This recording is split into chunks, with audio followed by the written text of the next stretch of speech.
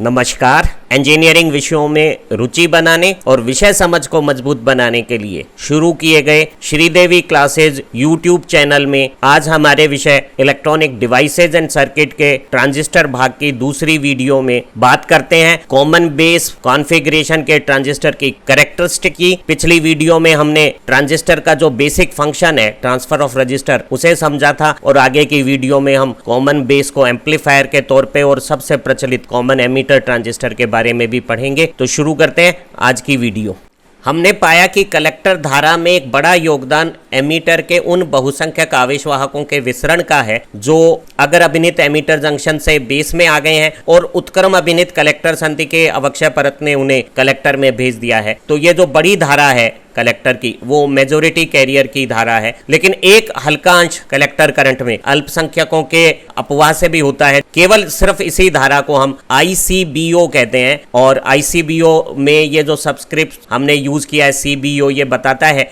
कि ये वो कलेक्टर करंट है जो कॉमन बेस परिपथ में तब बहेगी जब हमने इनपुट एमीटर करंट को शून्य कर दिया है या उसे खोल दिया है। So I can say that collector current has to share, one this bigger one is majority current contribution and the second this smaller one is minority current share. And हमने अभी चर्चा की थी कि एमीटर के वो करंट जो collector में पहुंचता है वो अल्फा गुना है, जहां alpha common base current gain है। और यहां पर आप पाएंगे कि ये जो कलेक्टर करंट है और एमीटर करंट है इनका मान ज्यादा होता है, जिसे हम कुछ मिली एम्पियर में नाप सकते हैं। और जो ये अल्पसंख्यकों की धारा बनती है कलेक्टर परिपथ में उसका मान सिलिकॉन संधियों में माइक्रो एम्पियर के कोटि का है। कॉमन बेस कॉन्फ़िगरेशन में ट्रांजिस्टर के पूरे व्यवहार को समझने के लिए हम दो कैरेक्टरिस्टिक सेट का इस्तेमाल करते हैं। Now one is called input characteristic, जो कि एमीटर और बेस के बीच में जो विभवांतर हम इस्तेमाल कर रहे हैं और धारा जो है उसके बीच का रिलेशन है। और जो दूसरी अभिलक्षण है कैरेक्टरिस्टिक है वो आउटपुट कैरेक्टरिस्टिक कहलाती है, जो आउटपुट वोल्टेज है कलेक्टर और बेस के बीच में और आउटपुट सर्किट में जो करंट है कलेक्टर करंट उसके बीच में है। ये जो परिपथ है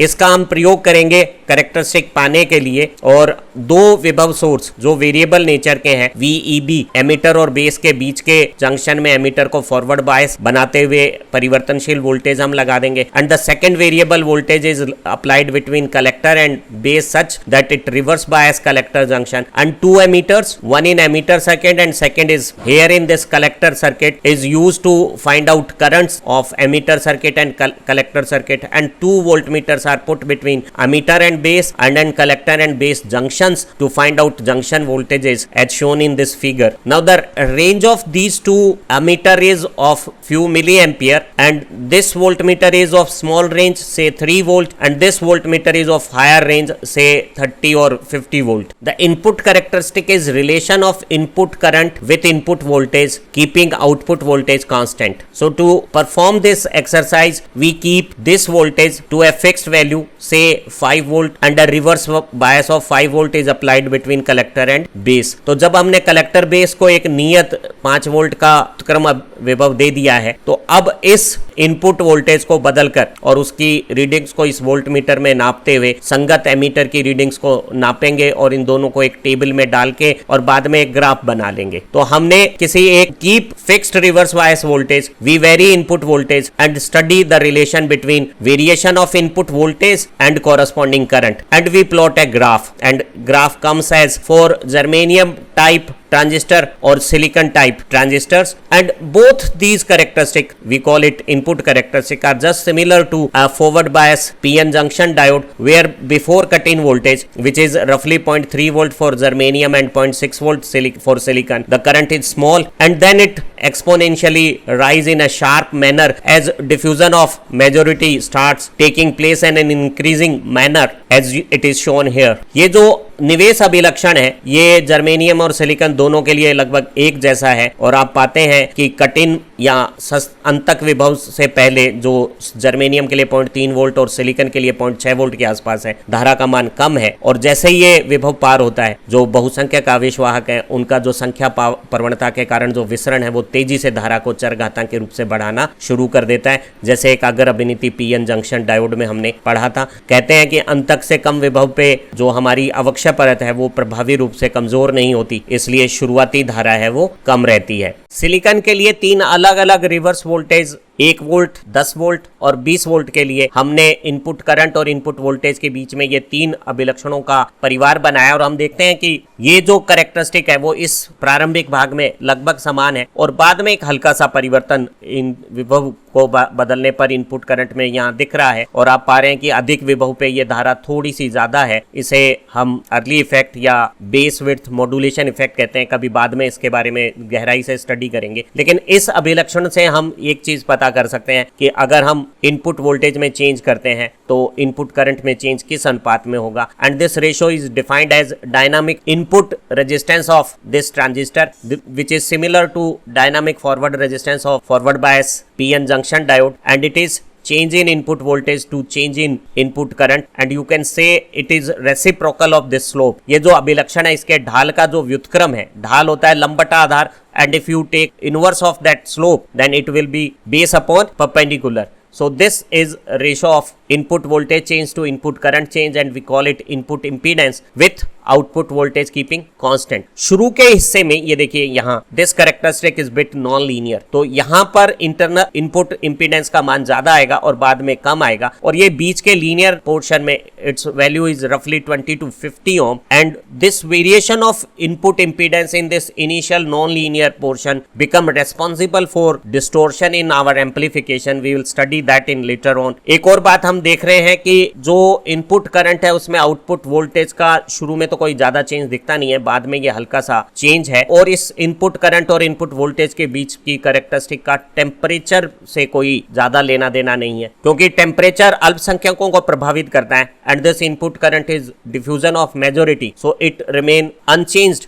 विथ चेंज ऑफ टेम्परेचर। जो हमारी आउटपुट कैरेक्टरिस्टिक है वो आउटपुट वोल्टेज के साथ आउटपुट करंट का वेरिएशन का अध्ययन है, और हम इस वेरिएबल वोल्टेज को 0 से 30 या 50 वोल्ट के बीच में बदलेंगे और कोरस्पॉन्डिंग करंट जो कलेक्टर में आ रहा है वो इस एमीटर से जो मिली एम्पियर रेंज का है उससे नाप लेंगे, और इस अभिलक्षण को बनाते समय आउटपुट करंट और आउटपुट वोल्टेज के बीच में स्टडी करते समय हम इनपुट करंट को कांस्टेंट रखेंगे। वोल्टेज के बजाय करंट को कांस्टेंट रखने का कारण यह है कि हम ये सिद्ध करने जा रहे हैं कि जो कलेक्टर की धारा है उसका एमीटर की धारा से कोई सीधा संबंध है, और ये जो हमारा ट्रांजिस्टर है वो एक तरह की करंट कंट्रोल डिवाइस है। तो हमने इस अग्र अभिनीति से इस धारा को एक मान लेते हैं 2 मिली एम्पियर पे नियत रख दिया है, और अब इस विभवांतर को बदलकर विभव और धारा के बीच में अभिलेख रीडिंग लेकर बनाया गया, और फिर बाद में इस धारा को थोड़ा बदल दिया और अधिक कर दिया, 2 मिली एम्पियर के बजाय 4, 5 या 6 मिली एम्पियर कर दिया, और इसी प्रोसीजर को दोहराते हुए इस वोल्टेज को जो पहले 0 करके बाद में फिर लगातार बढ़ाते हैं, और हम विभव और धारा के बीच में जो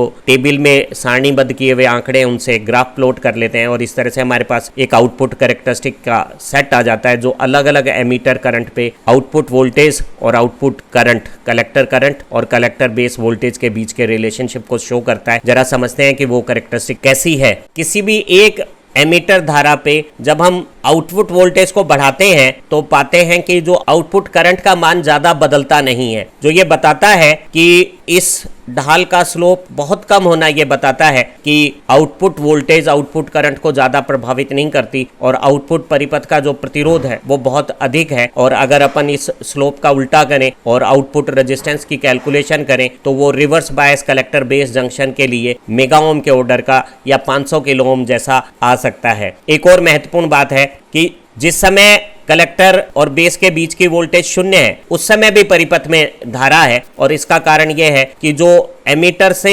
कैरियर डिफ्यूज होकर बेस में आए हैं वो बेस में जो अनबायस्ड कंडीशन में अवक्षय परत बनी हुई है उसी के प्रभाव से अपवाह करके कलेक्टर में पहुंच जाएंगे। तो आप पाते हैं कि जो कलेक्टर साइड का करंट है वो कलेक्टर साइड पे बिना वोल्टेज लगाए भी लगभग एमीटर करंट के बराबर है, और वो वोल्टेज बढ़ाने पे बहुत मामूली सा बढ़ता है। इस कैरेक्टरिस्टिक में एक और खूबसूरत बात दिखती है, और वो यह है कि अगर हम एमीटर के करंट को 0 कर देते हैं तब भी एक बहुत मामूली सी मात्रा में 0 एमीटर करंट पे भी इस परिपथ में धारा बहती है, क्योंकि ये स्केल मिली एम्पियर में है और ये धारा माइक्रो एम्पियर में है, इसलिए ये धारा यहाँ इस चित्र में दिखाई नहीं दे रही है, पर ये ताप से जो अल्पसंख्यक बनते हैं वो धारा है, और इसे हम एक डायोड की रिवर्स बायस में उत्क्रम संतृप्त धारा जैसा मान सकते हैं और इसे ICBO बोलते हैं, collector current in common base mode with emitter open. और ये सिलिकॉन संधियों में कुछ माइक्रो एम्पियर के सन्निकट है और जर्मेनियम में ताप बढ़ने पर मिली एम्पियर के कोटि की हो सकती है और हर 10 डिग्री ताप बढ़ने पे सिलिकॉन में ये दुगनी हो जाती है और जर्मेनियम में तो ये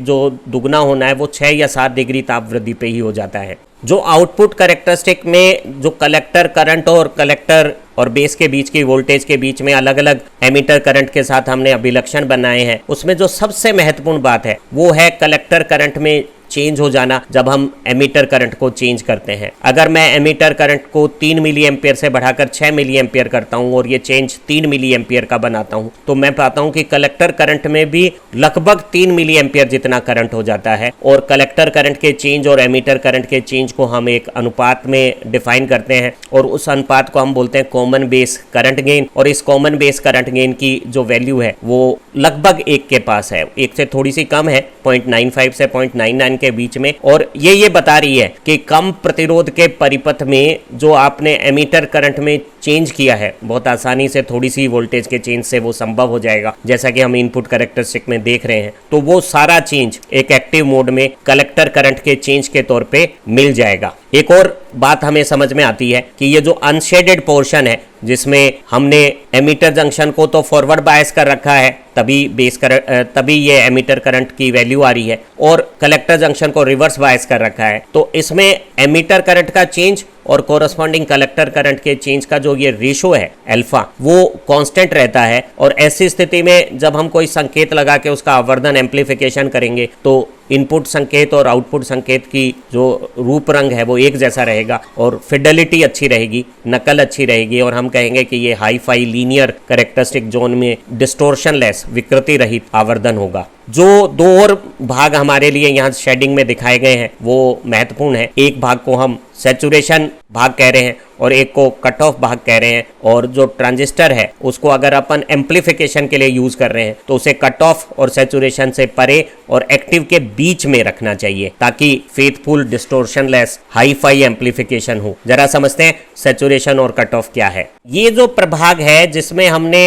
एमीटर करंट को 0 कर दिया है उसे हम कट ऑफ कहते हैं। और आप पा रहे हैं कि इस भाग में भी हम अगर वोल्टेज बदलते हैं तो करंट का जो मान है वो बहुत कम है और बदलता नहीं है। लेकिन जो मुख्य बात है वो यह है कि इस भाग में हमारे पास कलेक्टर परिपथ में धारा नहीं रहती और इस भाग को हम कट ऑफ कहते हैं। और इस भाग में दोनों जंक्शन एमीटर जंक्शन भी रिवर्स बायस है और कलेक्टर जंक्शन भी रिवर्स बायस है। एक दूसरा भाग है जिसे हम सैचुरेशन या संतृप्त भाग कहते हैं और इसे हमने थोड़ा आवर्धित करके यहाँ दिखाया हुआ है। ये वोल्टेज है वो 0 से और 1 बहुत नजदीक हो जाती है, लेकिन यहाँ हमने थोड़ा सा इसे बड़ा कर दिया है और देखते हैं कि बड़ी आश्चर्यजनक रूप से तेजी से ये धारा में कोई अंतर आ रहा है। और हल्की सी अगर अपन कलेक्टर जंक्शन की फॉरवर्ड बायसिंग कर देते हैं तो वो बायसिंग हमारे अवक्षय परत में जो विद्युत आवेशों का असर होता है उसे निरस्त कर देगी और कलेक्टर करंट को तेजी से घटा के जो एमीटर करंट के बराबर होता है सामान्यतः उसे तेजी से घटा के 0 कर देगी। इस भाग में हम पा रहे हैं कि जो दोनों जंक्शन है एमीटर जंक्शन भी और कलेक्टर जंक्शन भी वो